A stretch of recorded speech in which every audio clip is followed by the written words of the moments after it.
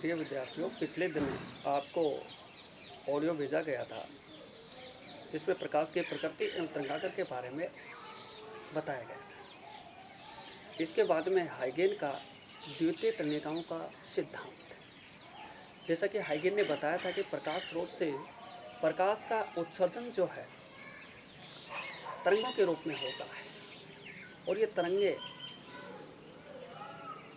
प्रकाश स्रोत के चारों ओर तरंगागर बनाती हैं, जिसे प्राथमिक तरंगागर कहते हैं। अब देखिए,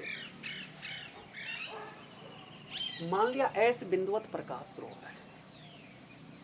बिंदुवत प्रकाश स्रोत से गोलाकार तरंगागर बनता है। तो बिंदुवत प्रकाश स्रोत एस का गोलाकार तरंगागर बनाने के लिए इसको केंद्र मानकर किसी भी त्रिज्या का चाप घुमा दें।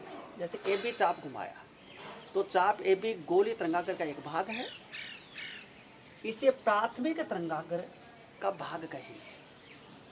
अब हाइगेन ने बताया कि प्रकाश स्रोत से प्रकाश का जो उत्सर्जन जो है तरंगों के रूप में होता है और उससे जो तरंगागर बनता है उसे प्राथमिक तरंगागर कहते हैं। तथा हाइगेन ने स्पष्ट किया, बताया कि प्राथमिक तरंगागर का प्रत्येक बिंदु नए प्रकाश स्रोत की भांति व्यवहार करता है।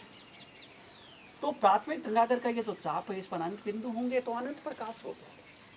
हम 3 बिंदुओं पर विचार करते हैं, ये नए प्रकाश स्रोत की भांति व्यवहार करेंगे और चारों ओर तरंगिकाएं उत्सर्जित करेंगे।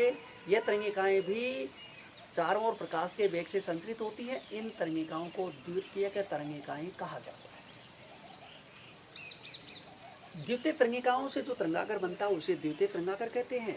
द्वितीय तरंगागर का निर्धारण करना चाहते हैं तो इसके लिए क्या करते हैं, इनको केंद्र मानकर किसी भी त्रिज्या के चाप घुमाते हैं। ये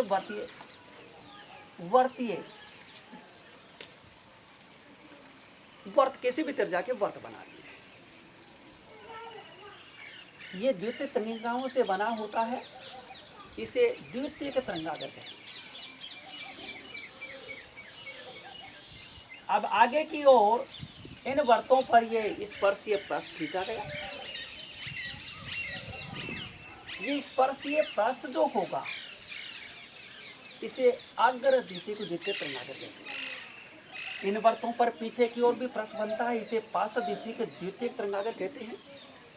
परंतु हाइगेन के सिद्धांतानुसार ऊर्जा का संचरण केवल अग्र दिशा में होता है, इसलिए केवल अग्र दिशा को द्वितीयक तरंगागर का ही अस्तित्व होता है। तो इस प्रकार से हाइगेन ने स्पष्ट कर दिया कि प्रकाश स्रोत से प्रकाश का उत्सर्जन तरंगागर के रूप में होता है। ये तरंगागर प्रकाश के वेग से गमन करता है, जिसे प्राथमिक तरंगागर कहते हैं।